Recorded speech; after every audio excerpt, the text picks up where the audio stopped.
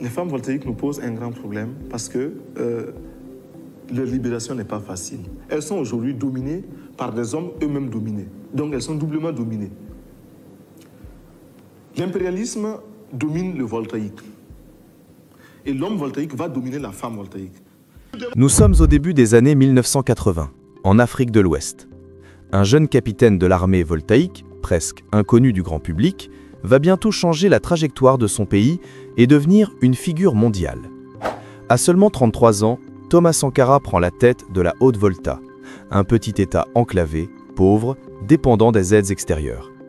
Mais en très peu de temps, il va lui donner un nouveau nom, une nouvelle fierté et surtout une nouvelle idéologie, l'émancipation par soi-même. Pour comprendre ce personnage, il faut revenir en arrière, à son enfance. Thomas Isidore Noël Sankara naît le 21 décembre 1949 à Yako, une petite ville du nord de la Haute-Volta, l'actuelle Burkina Faso. Il est issu d'une famille modeste. Son père, gendarme, est un homme rigoureux. Et sa mère, pieuse et affectueuse, lui inculque très tôt des valeurs de discipline, mais aussi d'empathie. Dès son jeune âge, Thomas est passionné par la lecture. Contrairement à beaucoup d'enfants de son âge qui se contentent des jeux, il dévore des ouvrages d'histoire, de philosophie et de politique. On dit qu'il admirait déjà des figures comme Che Guevara, Kwame Nkrumah ou Mahatma Gandhi. Ces lectures vont nourrir une vision très tôt anti-impérialiste et révolutionnaire. À l'école, ses professeurs remarquent rapidement son intelligence et son sérieux. Mais c'est surtout sa personnalité charismatique qui le distingue. Il est à la fois discipliné, joyeux et toujours volontaire pour défendre les autres. À 19 ans, Thomas Sankara choisit d'intégrer l'armée, ce qui surprend ses proches. Beaucoup pensaient qu'il deviendrait intellectuel ou enseignant. Mais lui a une idée en tête. L'armée peut être un outil de transformation sociale. Il est envoyé à Madagascar pour une formation militaire. Ce séjour va être déterminant. Non seulement il y reçoit une éducation stricte, mais il est aussi témoin d'une révolution populaire qui renverse le gouvernement malgache. Ce moment le marque profondément. Il comprend que les peuples opprimés peuvent se lever et transformer leur destin. De retour en Haute-Volta, il gravit les échelons dans l'armée. Sa réputation est celle d'un officier intègre, proche de ses soldats, refusant les privilèges des gradés. Il est aussi un excellent guitariste. La musique restera toute sa vie une passion et un moyen de communiquer avec les gens.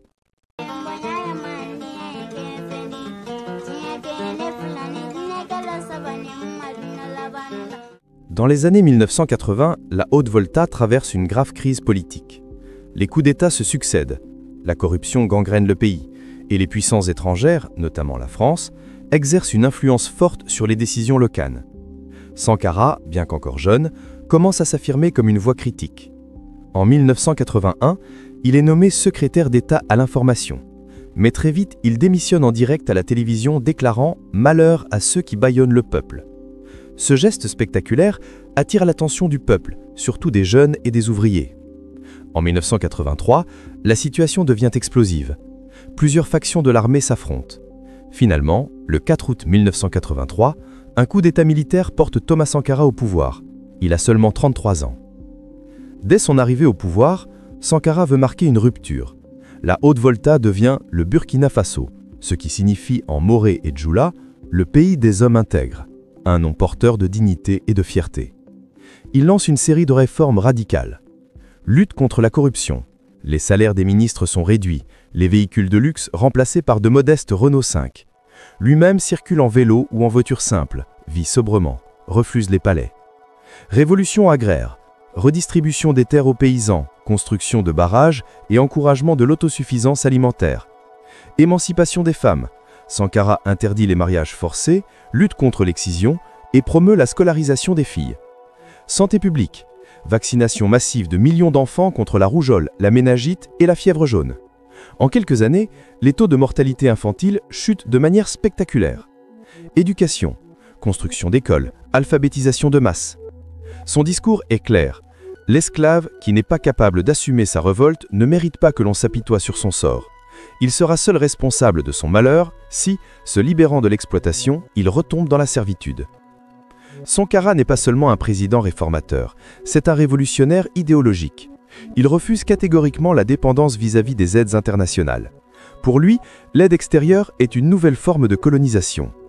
À l'ONU, il prononce des discours enflammés contre l'impérialisme, le néocolonialisme et la dette africaine.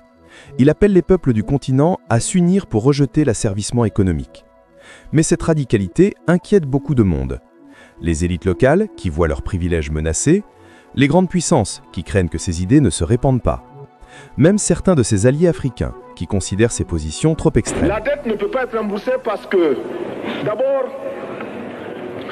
si nous ne payons pas, nos bailleurs de fonds ne mourront pas. Soyons-en sûrs. Par contre, si nous payons, c'est nous qui allons mourir. Si le peuple admire Sankara, certains commencent à critiquer son autoritarisme. Pour imposer ses réformes, il s'appuie sur les CDR, Comités de défense de la Révolution, qui parfois dérivent et commettent des abus. De plus, ces réformes économiques bousculent les habitudes. Les commerçants, les chefs traditionnels et certains militaires commencent à se retourner contre lui. Dans l'ombre, un homme prend de plus en plus d'importance. Blaise Compaoré, son ami proche et compagnon d'armes. Ensemble, ils emportaient la révolution au pouvoir. Mais bientôt, leurs chemins vont diverger. Voilà comment, en l'espace de quelques années, un jeune capitaine est devenu le symbole de toute une génération, transformant son pays et portant haut la voix de l'Afrique libre. Mais derrière cette ascension fulgurante se cachent déjà les germes de sa chute. Abonnez-vous, ça ne vous coûte rien, et activez la cloche pour ne pas manquer la suite. En 1985, 2 ans après la prise de pouvoir de Sankara, le Burkina Faso a profondément changé. Le pays est plus autonome, la fierté nationale est immense, et Sankara est adulé dans toute l'Afrique. Mais, à l'intérieur, tout n'est pas aussi simple. Les réformes rapides et brutales suscitent du contentement. Les commerçants critiquent la politique économique. Certains paysans trouvent les réformes trop dures.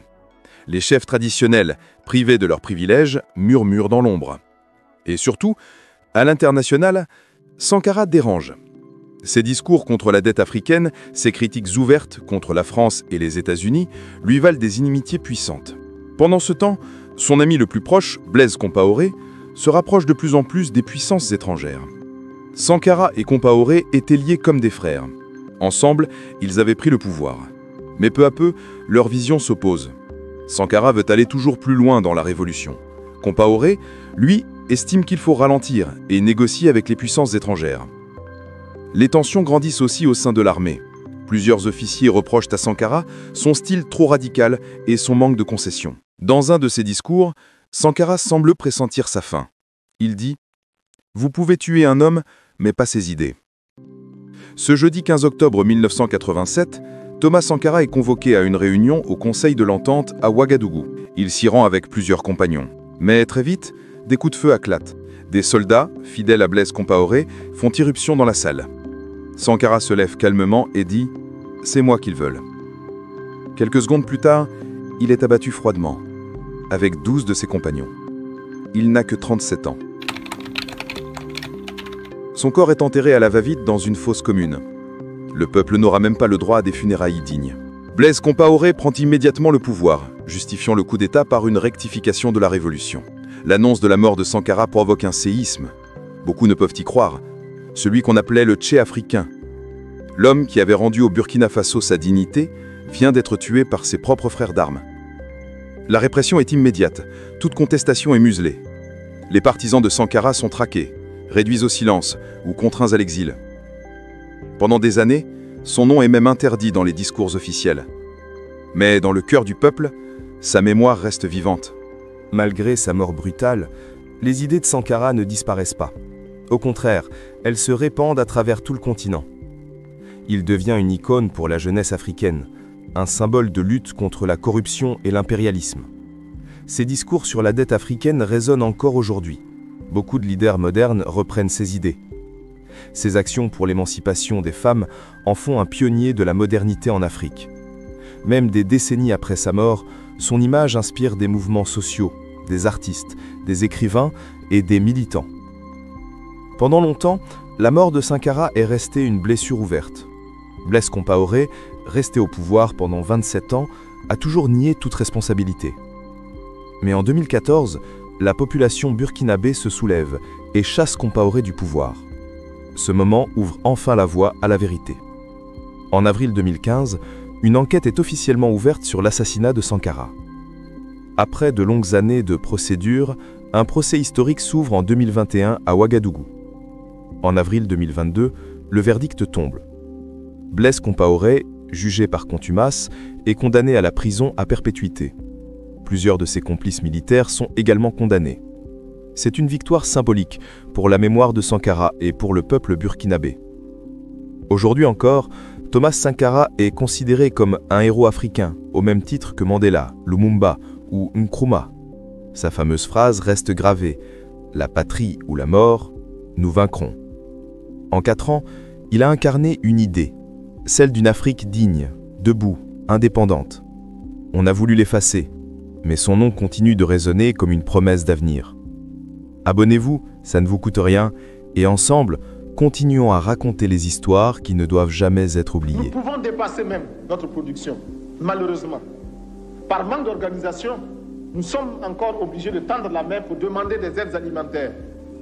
Ces aides alimentaires qui nous bloquent, qui nous inspirent, qui installent dans nos esprits cette habitude, ces réflexes de mendiants, d'assister.